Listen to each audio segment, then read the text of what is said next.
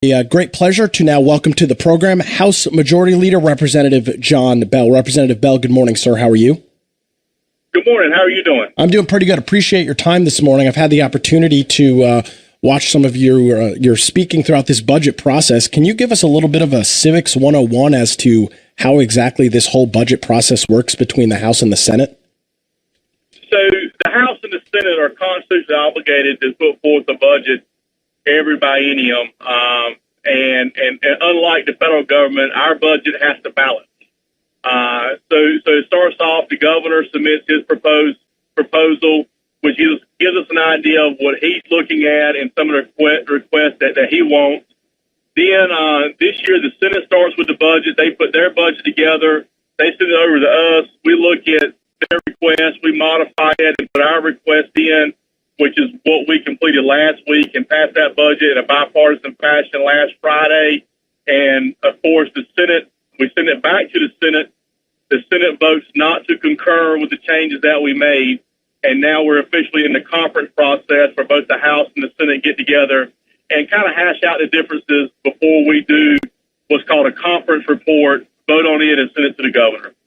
Representative John Bell joining us on the program this morning. We're talking about the ongoing budget debate here in the state of North Carolina.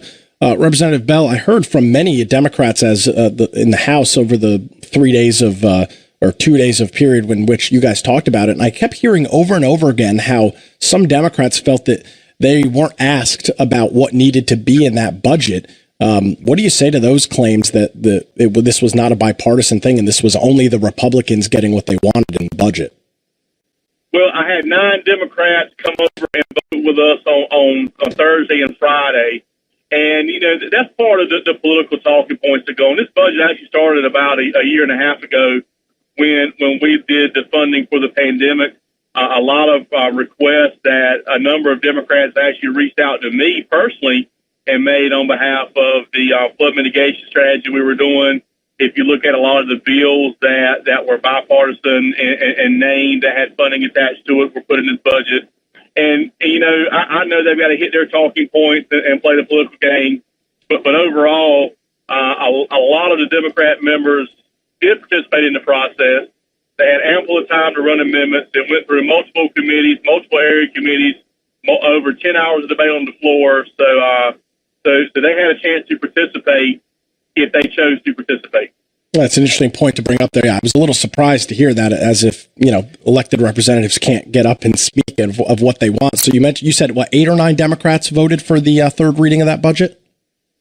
We had 9 Democrats come over and vote for the second and third reading of the budget. Yes, sir. So with that being the case, obviously after conference, the real question is, will the governor sign the budget into law or will he veto it? Have you worked with his staff at all or with him at all? And what are you hearing from people? Throughout the whole entire process, our senior appropriation chairs and appropriation chairs overall have been in communication with the state budget office and the governor's team to have conversations, and the speaker publicly committed to include the governor in the process, and we plan on doing that. Our goal would be to have a budget that hopefully he will sign.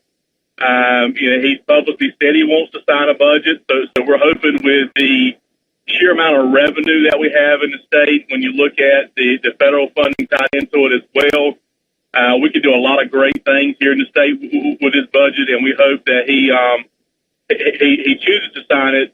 But at the end of the day, we did have 9 Democrats come over on the House side. We need 3 for an override. I believe the Senate had 4, and they need 2 for an override. So if the votes hold, we do have the votes to override a veto if necessary. So that would be my question there. Obviously, as you mentioned, lots of good things in here, including teacher raises, and something that the governor has been beating the drum on for years and has failed to sign in various budgets.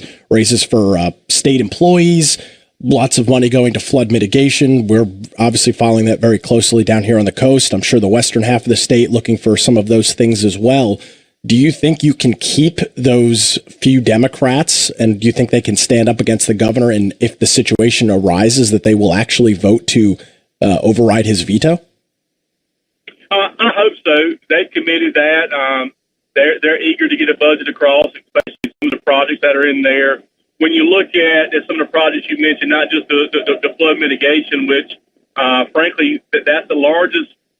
It's almost $1 billion package we put forward, which will be the largest flood mitigation strategy ever in the state of North Carolina. That benefits all of North Carolina when you tie into water and sewer infrastructure that goes along with it. So that's really beneficial, especially to our rural areas. If you go up in the northeastern part of the state towards Greenville, a fully funded new Brody School of Medicine, which the Brody School of Medicine puts the majority of providers in rural North Carolina all over our state, to be able to double the capacity there for them to put healthcare providers in our state. When you look at the state employee raises, the bonuses on top of that, the cost of living bonuses for our retirees, also our non-instructional personnel, our teacher assistants, bus drivers, cafeteria workers, to bring them up to a $13 an hour and then to $15 an hour in the second item. It's a really good budget. It fully funds our university system. I know I've been on the phone with Chancellor Solarelli down at UNCW, where I'm an alumni. They're happy with what we put forward. Our community college system really gets a much needed shot in the arm with this budget. So there's a lot of good stuff. You can always find something you don't like in a budget, especially a bill that's about 700 pages. You can always find something you don't like. But the overwhelming majority of this budget is really good for North Carolina. And I'm proud of what our senior chairs, what our appropriation chairs, and what we put forward last week. House Majority Leader Representative John Bell joining us on the program this morning. Representative Bell, when you joined us, you first mentioned that, unlike the federal government, we have to balance a budget. How is North Carolina in such good financial places right now where you can spend all of that money on things like infrastructure, stormwater mitigation, and preparing for storms? How are we in this position right now? Well, so this started 10 years ago when Republicans came into the state House and Senate and took the majorities. We really want to look at restructuring our tax code to be competitive, not just in the Southeast, but all over the country. And so we've modified our tax code over the years. And what we've done, Nick, is we've been able to lower taxes, but also keep spending in line so we don't lopside one over the other like what happened in Kansas and other places. And what you've seen is lower income tax for everyone here in the state of North Carolina. We've raised that standard deduction for low-income personnel, so a majority of their income is not taxed, which puts more money in people's pockets. We've lowered the corporate tax rate. We've reduced regulatory burdens, and that's why you're seeing the major announcements come in of corporations like Apple and Amazon. And I know in my area we've got an announcement coming, 350 jobs coming to Wayne County, and it just goes on and on. And so when you look at that and the climate that we've created, it frankly has produced a very robust tax environment here in North Carolina. We're going into another session where we have a surplus. I think right now we're close to a $7 billion surplus. And then you do the federal money on top of that. It really provides us with the opportunity to invest in North Carolina. One of my good friends, Representative Jimmy Dixon, who represents Duplin and Onslow County, said a long time ago, it's not how you spend money when times are bad, it's what you do when times are good. And we feel like that invested in infrastructure, invested in our highways, invested in water and sewer projects will go a long way to help all North Carolinians, will help all towns grow and prosper. And that's a bipartisan issue.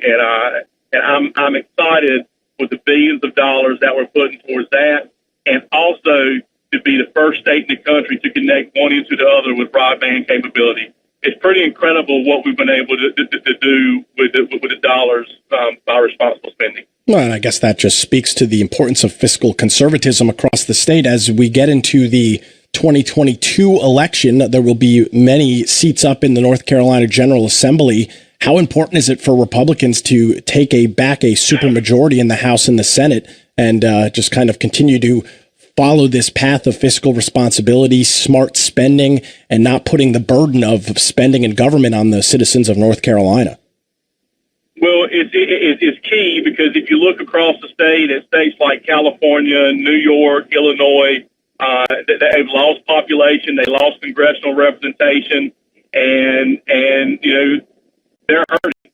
we're used to surpluses here. Their policies are the exact opposite of what we're doing, and they're used to deficits down there.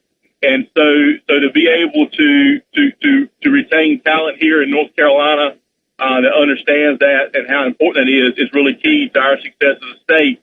You've got dynamic leaders down there in southeastern North Carolina. You've got Charlie Miller, who's come on board, who has been a great new asset to the General Assembly. You've got Representative Ted Davis, who's my classmate, and we've worked together, really helping our court system. Senator Michael Lee's come back on board and really focusing on education, higher education, and to keep our good school and good university standard down there. You've got Representative Brendan Jones and Danny Britt, Senator Danny Britt representing the Columbus and Robinson County areas.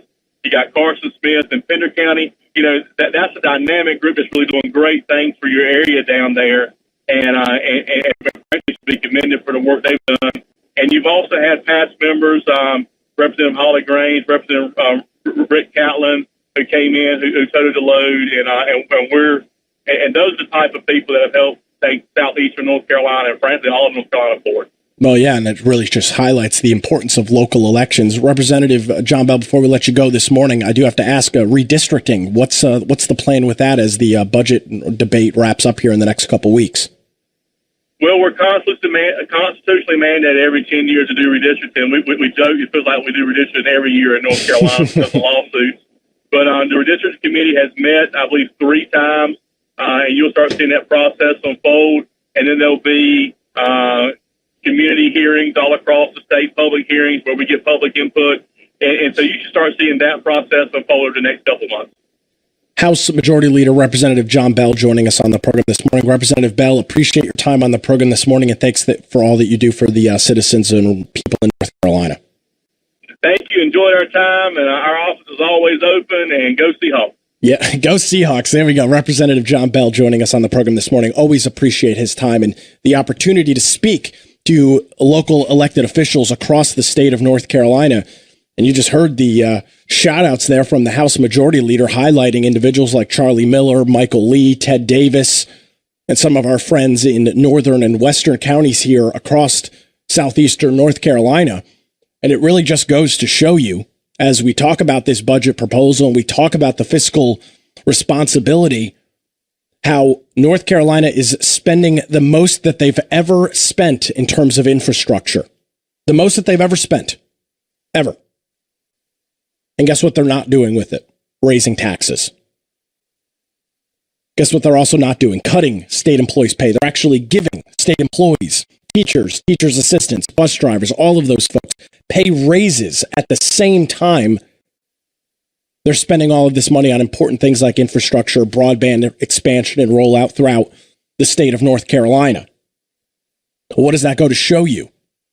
It goes to show me that fiscally conservative policies work.